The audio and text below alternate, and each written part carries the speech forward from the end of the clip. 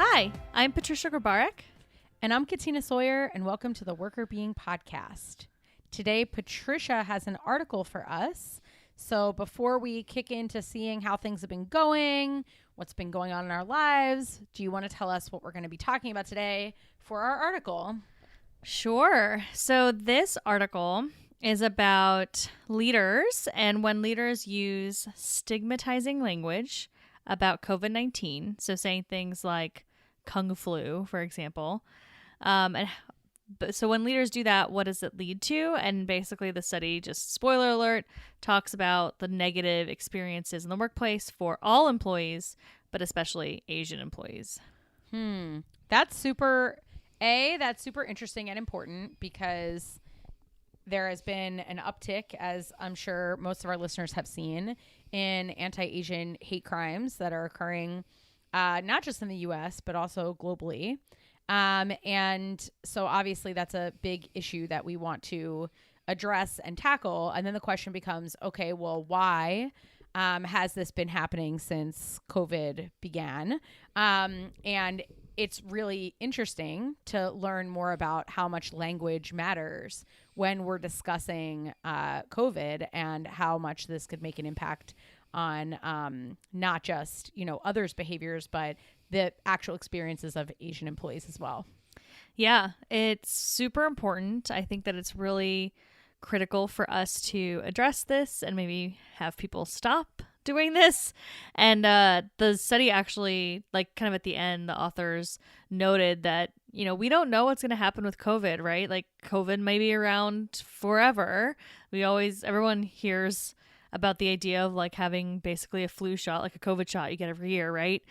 So if that's the case and we keep calling it something terrible, right, something that has a stigmatizing word within it, then we're going to continue this cycle that's definitely problematic. Totally. Completely agree. I'm really glad that you're bringing this up. We've been talking a bit about this in my diversity and globalization course as well. And I saw this article come out and really wanted to read it actually, and I have it on my list, but haven't read it yet. So now I can learn about it from you instead, which is awesome. So I am looking forward to hearing more about the results, and I appreciate you bringing up this really important topic. Before we get into that though, how are you doing? I'm doing well. I think I've told you already, but I want to tell everyone that I went to brunch this weekend. Big news. I just loved when you told me because you were just describing a restaurant, but it just sounded so amazing. You were like, I went, I sat down, they brought me food, I ate it next to other people. I was like, this is sad, but this is just a description of a restaurant. Yep. Basically, that's how long it's been. I mean, it's been Yes. over a year. And Danny and I went to a restaurant the day that we were past the 2 weeks after getting the second dose, which was obviously wonderful and lovely. But then on Sunday, we went with a couple friend of ours. We went with two friends and we were together at a restaurant. And afterwards, we went and got a beer at a brewery. It was crazy. Real life sort of. And we haven't had that in so long. So it felt amazing. Yes. And I know I was describing brunch to somebody as if you'd never been to a restaurant before, but it was very weird to have someone bring me a cocktail with all these fancy ingredients that I never would have at my own house. Or, I mean, even all the meat, the whole meal, we shared everything, which we always do. And we decided we're going to do it again and not share, we had serving spoons. We were still being decent, I guess, but potentially put your face in each other's plates. Yes, or use the same forks, or put our dirty forks into something. Which, I mean, whatever. But it was weird, so I had a bunch of different things for brunch. If I'm gonna have brunch at home, I'm gonna make pancakes and bacon. It's just gonna be two things. Sure. And we had French toast and Benedict and these biscuits and shrimp and grits and this veggie thing. We had all these different things, and I got to eat all the different things. And it was amazing. So exciting. That is very exciting. And also, Brendan and I have talked about this before too. And obviously this is a conversation of, this is not the biggest problem that people have had during COVID by far. But we were talking the other day about how we've been doing a lot of takeout, and we're the same. We haven't been in a restaurant since the last meal that we had at a restaurant was we got lunch with a friend of mine from college in Old Town Alexandria. And then like 2 or 3 days later, we were on lockdown.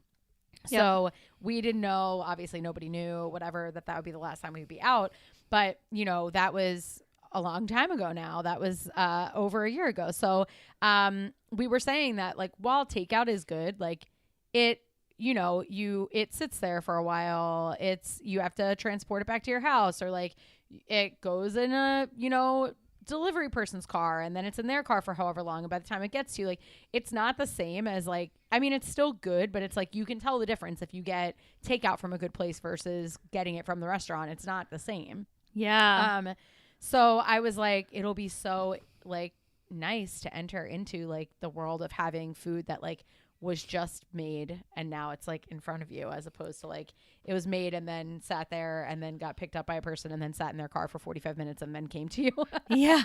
It's actually shocking because the first place we went to, like everything was hot. I mean, everything was hot at brunch too, but I apparently got used to the idea that everything was going to be hot between the first restaurant and brunch because it didn't seem as shocking to me at brunch, which sounds stupid. But yeah, like this, I totally know what you mean, because we were sitting there and I was like, oh my gosh, like this is like hot. This food is hot right now. Like we went to a steakhouse and like I had mashed potatoes and like they were almost too hot to eat in a moment. Like you had to let it cool down, and it was so weird. I was like, what is going on? We have like COVID mouth. We're like, I don't know what hot food is anymore. Please help me.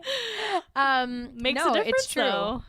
It does. And I mean, not for whatever, like obviously I have fun hanging out at home with Brendan too, but like,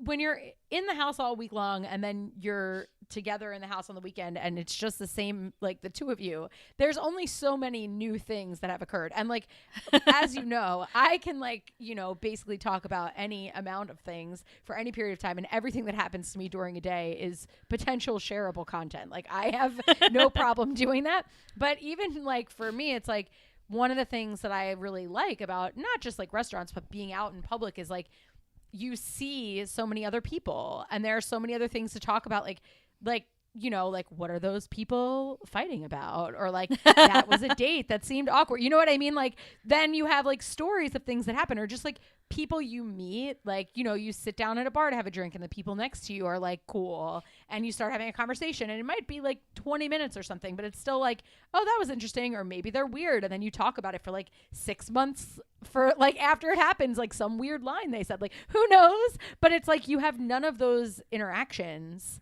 at all for the last year. Totally. That's a really good point, because I mean, I will say that everything was still pretty spaced out, so it's not like you're as close where you may overhear conversations, but definitely that's been a thing before, right? Like you overhear something and you're like, oh my gosh, these people are talking about something so funny or so weird or so whatever. And then I also, like, I just think about, like, there was one time, I have to tell this story because you just got me on this thought, but it's so true. Like, this happens, and it makes for really funny stories that last forever. Like, I have 2 really weird stories about people interactions at restaurants that happened pre-COVID. And, like, I don't know if I've ever told you them, but, like, there was one where I was actually in DC, and I was at a restaurant called Founding Farmers. Oh, yeah. With my sister. So my sister was visiting me. This is when I was living back there. And we were having lunch, and she went, like, we were done. Like, we were basically done. Like, I was full. And then we had a little bit of this pizza left. And my sister went to the bathroom. And then the table next to me, like, the guy leaned over and was like, hey, are you going to finish your pizza? And I was like, no. And he's like, do you mind if I take it? I was like, okay. Like, what do you say to that? So weird. But then that's pretty funny. I know, it was so weird. But then my sister comes back and she was like, did you eat the pizza? And I was like, no. And I was trying to give her eyes like this, something weird happened. And she was like, if you wanted to eat the pizza, you should just eat the pizza. You don't have to eat it when I like leave and like hide it from me. And I was like, that's not what happened. No. That's not what happened. The people next to us took the pizza. So strange. That's pretty funny. I mean, I understand like if somebody's like getting up, like they already got up there, like leaving, and I wouldn't do it, but I understand like if they're like, oh, literally there's like untouched pizza on those people's table and it's just gonna get thrown out, being like, hey, we want that. But like if you're still sitting and like somebody like just went to the bathroom, they might come back and still want, like, that's like so strange. It was so strange. Yeah, it was strange. And then the other weird one that came to mind as you were talking is Danny and I were at brunch once at the Tasting Kitchen, which I think I've taken you there. Yes. In LA. And we were sitting in like back in the day, all the seats are pretty close together. So you're like pretty close to the table next to you. And there was a couple on a date, the table next to us. And the girl got like a little salad and the guy got the chicken and waffles. And he goes to the bathroom and she starts eating his chicken and waffles. And she looks at us and she goes, these are some of the best chicken and waffles in the city, but, you know, I have to appear dainty. And I was dying. And so then we have this whole conversation with her about chicken and waffles. But as soon as she sees him coming back, she like stops talking to us. And then the date clearly was going not so well. And at the end of the date, she was like, oh, it's so nice to meet you guys. Bye. And the guy looked at her like, what? Like, what did she talk to them? And she's like, little do you know, I made friends and ate your dinner. And ate your waffles. Yeah, it was never so go to the funny. bathroom again. It was Sleep really, with really one funny. eye open. It felt like a No, TV that's show. hilarious. Like, it was so funny. That's hilarious. No, and that's what I mean. It's like those interactions. Even you and I, when we went to the Whaler that one time, and they sat us at that table of like 12 people, and then it ended up being a birthday party, and then we like randomly just became part of a birthday party of people, and they were like cheersing us, and then they were like singing happy birthday, and we were just like, I guess we're just in this birthday party now, and like we don't know any of those people and we'll never see them again, but we spent like hours sitting at a table, like not talking to all of them, but like the ones that were near us, and like whatever, we were just like, okay, happy birthday, like thanks for inviting us to your party. I mean, that was amazing. Yeah. Ugh. No, that just made me feel like even more nostalgic for all that stuff. It's like, I know. Step 1 is having brunch with the people around you. Step 2 is crashing someone's birthday party at a bar, right? Accidentally. Yeah, meeting random people and being like, they were fun, or like they were weird, or like whatever. And then you get to like forever you can be like, remember that girl that ate her date's chicken and waffles? Like we have been deprived of such random content for over a year. So true. It's so true. It makes the experience even better. I know. I want back my random content. But speaking of content that is not random, we can dive into the article that you read, which is actually, we'll switch gears as well in terms of tone because it's a much more serious article. But I am curious to learn more about this topic and to hear about what you learned this week. Yes, so tone change for sure. Yes. I'll start with just kind of the name of the article and all that good stuff. So the article is called "Words That Hurt: Leaders, Anti-Asian Communication, and Employee Outcomes," and it was written by Jun Wu this year, 2021, and it was published in the Journal of Applied Psychology. So it's part of the research. I think we've talked about a few articles on the podcast around COVID, like some of those kind of speed-tracked studies to get stuff out there that's really relevant to the moment we're in today. So it's part of those kinds of studies that are coming in to that specific journal. Awesome. Okay, so that all sounds great. And I know that special issue was like a rapid review. So the articles are a little shorter, a little bit more palatable, but I also know that they're available for free to everyone. So yes. The other cool thing is that if anyone's interested, you can just Google Journal of Applied Psychology and pull up the website. And a lot of these COVID articles, or all of them, I think, are still free to the public. So you can, if you're interested, you can actually get this article and use it in your workplace, which is kind of cool and not always the case with the articles that we profile. Totally. Yeah, I actually have the link that I'll be putting in the show notes that is directly to the PDF of this article. Awesome. Yeah. Okay, cool. So tell me more about what they found and what's going on in this article. Yeah, so this article started off with talking about exactly what you mentioned at the beginning of the podcast, how there's been growing reports of racial harassment and violence against the Asian community. They specifically were looking in the US, so Asian Americans during COVID. And they understand, and there's a lot of research that shows how leaders communicate can have a big impact on the workplace. So the study was specifically looking at how using a racially stigmatizing label for COVID-19, which includes things like Chinese virus or Kung flu, and how those types of labels can impact employees. So that's really interesting. When you're saying Yeah. impact employees, what kinds of things are you talking about? Yes, so they talk about specifically the outcomes are emotional exhaustion and work engagement. Okay. So does this make people feel more exhausted at work? Does it make them feel less engaged? And they look at a number of different things that can cause that. So like, let's say you have somebody that is saying Kung flu when they talk about COVID. What kind of reactions do people have? So they looked at that and then how that might impact exhaustion. So it looked at things like, interpersonal justice perceptions. So that's the idea that like it's basically the extent to which somebody believes that they're treated with dignity and respect by their leaders. So they look at that. They also look at moral anger, which is basically anger that is provoked by the perceptions that some sort of moral standard was violated. Okay. And that then makes sense. the final thing they looked at in terms of perceptions was public collective self-esteem. And so that's basically how you perceive how other people evaluate your social group. So how do people view, in this case, people view Asians in the public? Okay, gotcha. Okay. So they're looking at those things as kind of mediators for the engagement and exhaustion piece. Yeah, so they looked in a couple different studies and looked at two different they looked at the outcomes in one study. They didn't look at everything that I just talked about.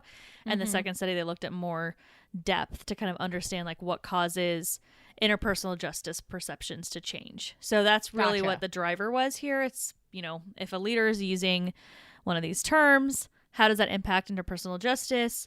And does that lead to exhaustion and work engagement changes?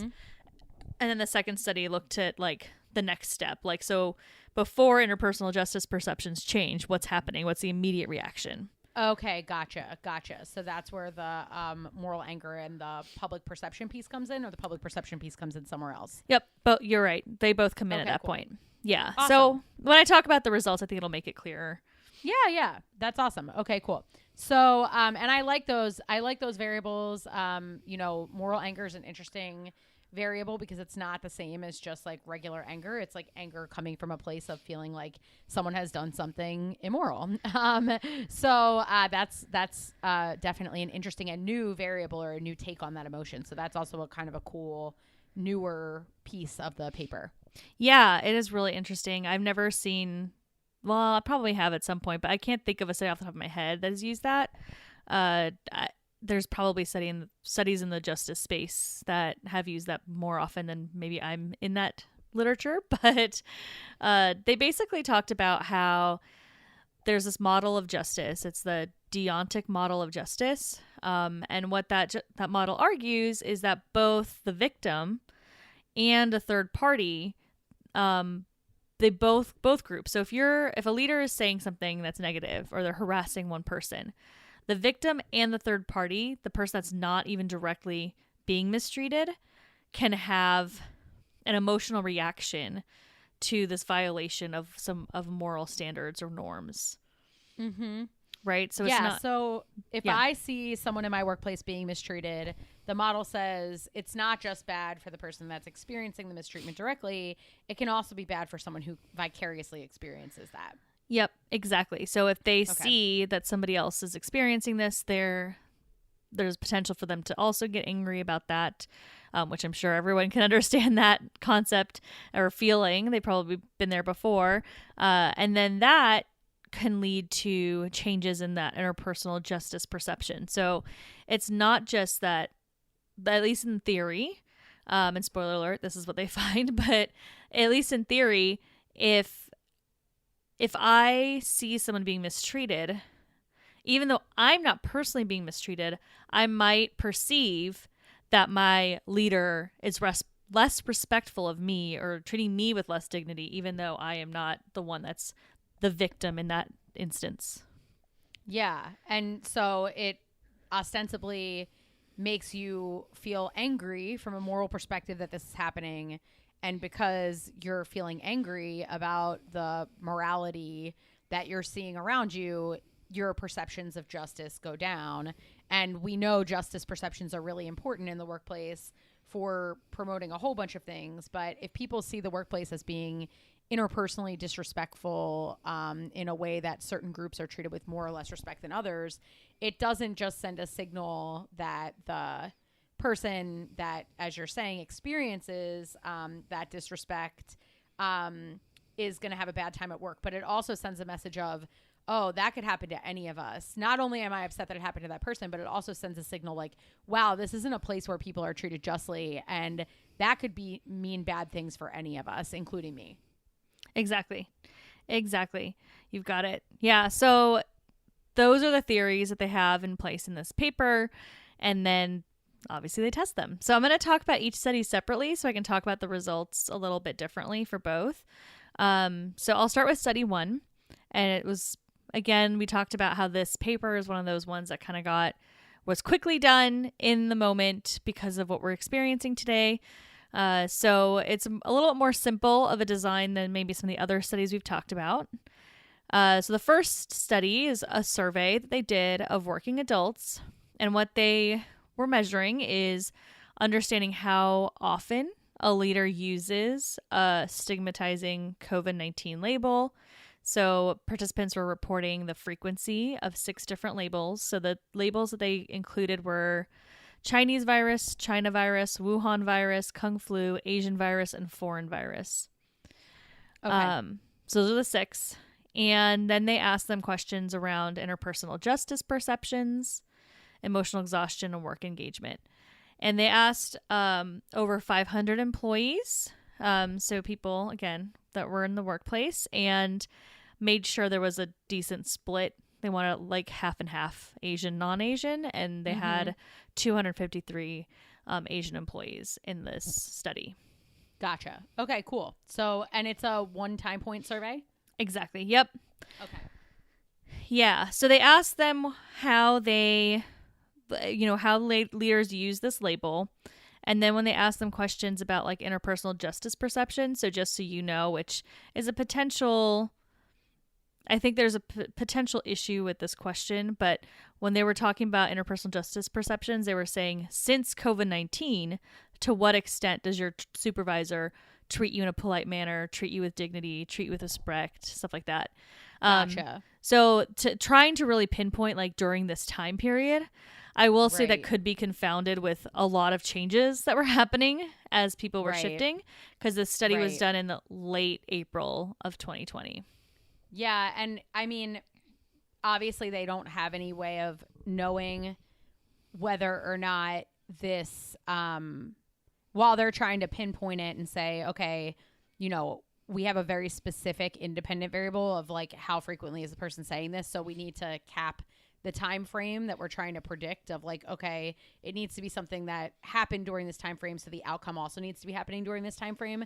But I would imagine that people who are talking about COVID in this way in the workplace more frequently may also have other unjust behaviors that they've engaged in. So it may also be that this is part of a broader pattern, that this may be not the only thing that's causing those perceptions as well.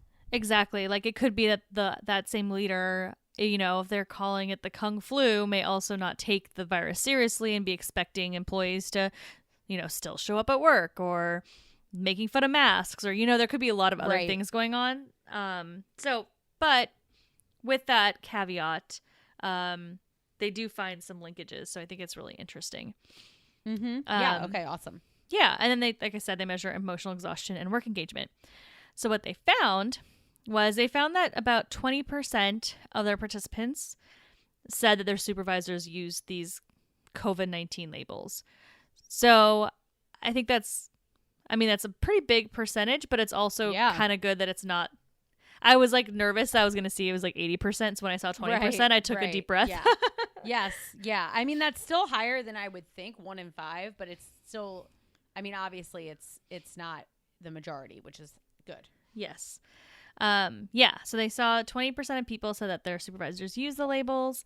And what they found is exactly what we were talking about in that theory. So if a leader uses a word, they say the Chinese virus, let's say, that leads to employees to feel like they're not respected by their leader in the workplace, which then leads to them being more emotionally exhausted and less engaged at work.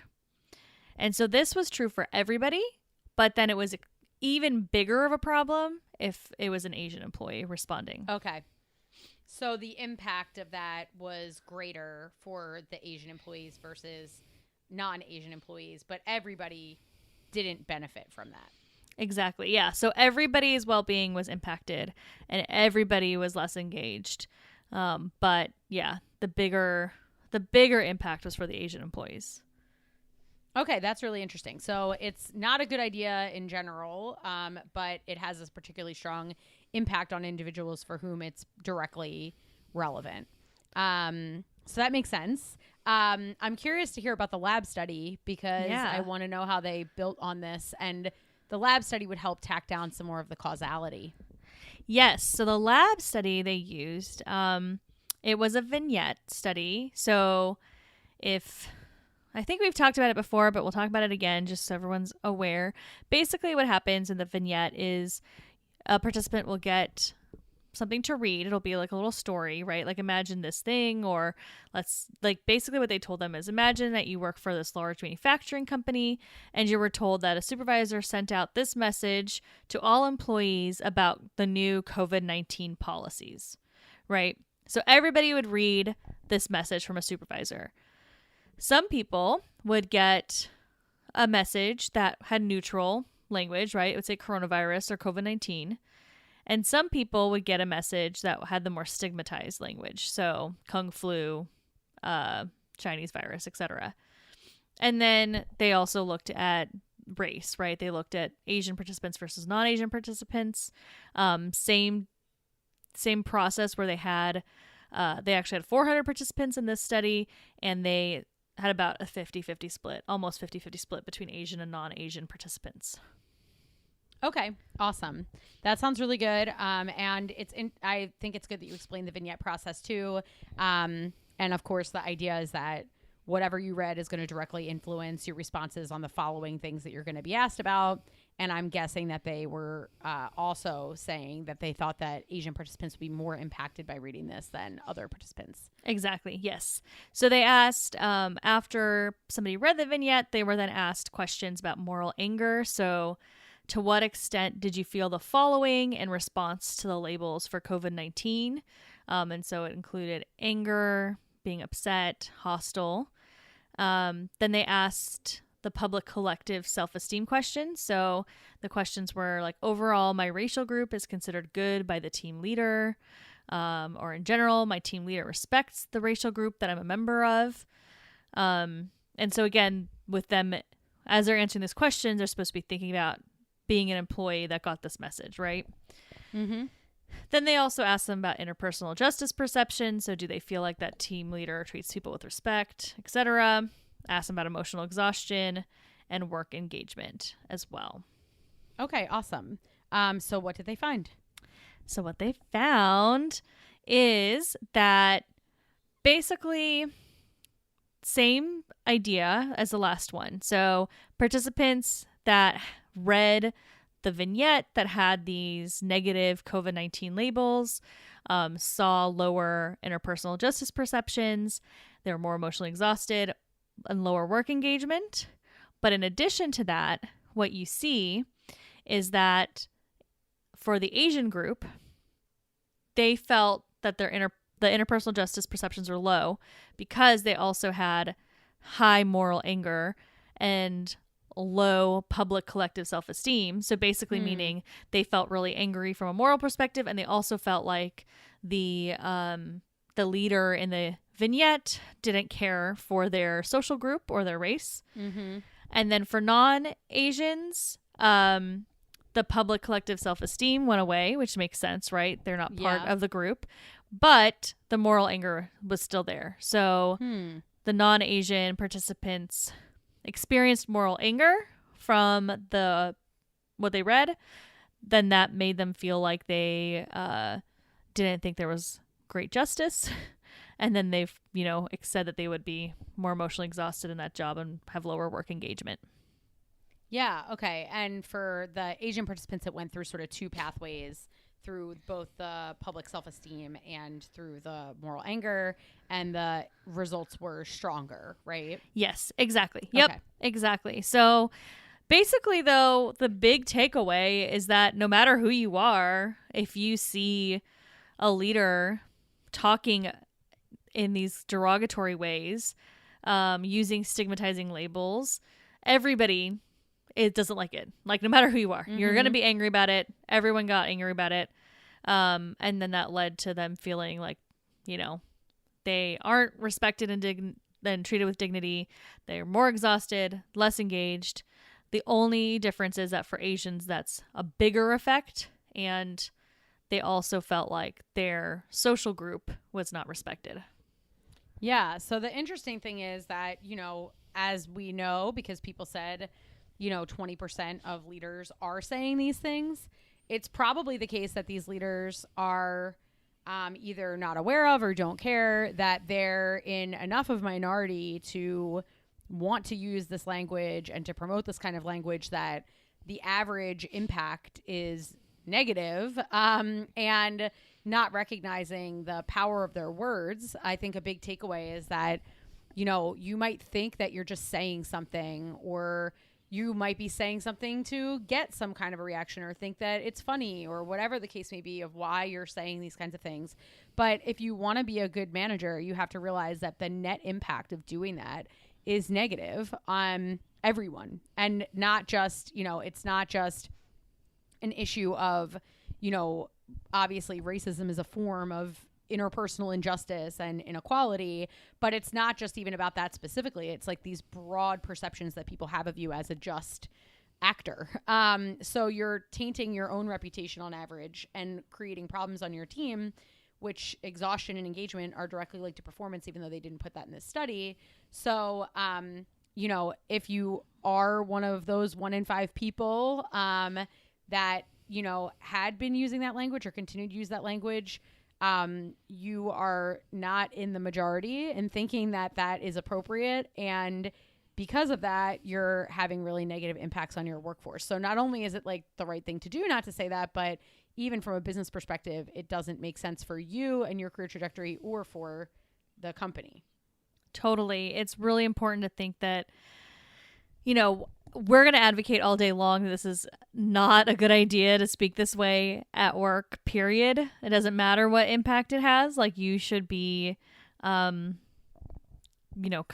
and really this is racial harassment, right? This should be treated like any other harassing behavior. So like, organizations should be taking disciplinary action when this happens.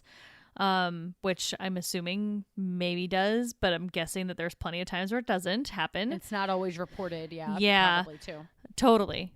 It's probably not reported enough, but yeah. So I think there needs to be those kinds of actions because it is racial harassment. Really, that's what we're dealing with here. And so we're going to say all day long that no matter what, you shouldn't do it. But if you need a reason not to do it, then thinking about the bottom line also is impacted, right? Like, we know that if all of your employees are feeling more exhausted and they're less engaged in their work, you're not going to see the performance that you want to see out of your team. So just from a bottom line perspective, you should care, right? So even if we can't get you on board with the right thing to do perspective, I'm assuming our listeners are probably on board with that. But if you have leaders or you're in an organization that doesn't care about that, I think it's important for them to understand that this is also going to impact their performance as well. And if you're hearing other folks saying these things and it would be really difficult, I think, and based on what we know about when people raise concerns about issues that are self-relevant. So if I face sexual harassment in the workplace and I bring it up, I'm less likely to be taken seriously because I'm seen as having like a horse in the race, as opposed to if a man said, I saw this person be harassed and it was really negative, they're given more credibility in that case because they're not seen as like, having a gendered bias or whatever, which obviously is not, I'm not condoning that, but that's just the literature shows that that's how people perceive that. So it's probably really difficult for Asian employees to think about bringing this up to HR, reporting this. But if you're not Asian and you witness these behaviors, it might be good to go report these things to HR, use an anonymous reporting mechanism if you have it. And, you can use this information to make the case for why this is important for them to pay attention to, that, this is hurting team morale from an engagement perspective. It's going to be exhausting for people in the long term, and that, you think it's important that it get addressed. So, I think if you are a leader, hopefully, you haven't been saying these things. If you have, it's really important to recognize that this is damaging all around. And second, if you hear these things and you're in a position of, slightly greater power in this scenario, you might want to leverage that to actually report it and make sure that it doesn't have the negative implications that it could. And I also want to make sure that organizations are thinking broadly and taking this seriously too. So yes, report it if you see it and hear it. If you are a leader in an organization, if you're within the HR department and managing some of these types of complaints and issues, take it seriously. While it's not calling a person specifically a name or something like that, it is still racial harassment to refer to COVID in those terms. And you should take that seriously and make sure you're treating it as you would any other harassing situation. Yeah, I think that's a really good, important reminder. And, every time that there's public awareness around an issue, unfortunately, even as we gain greater awareness of the harassment, discrimination, and hate crimes that Asian Americans are facing during this period of time, every time, inequities get raised, there's always going to be a subset of the population that grows defensive and pushes back on that by acting out, using this kind of language, or ignoring that the problem exists.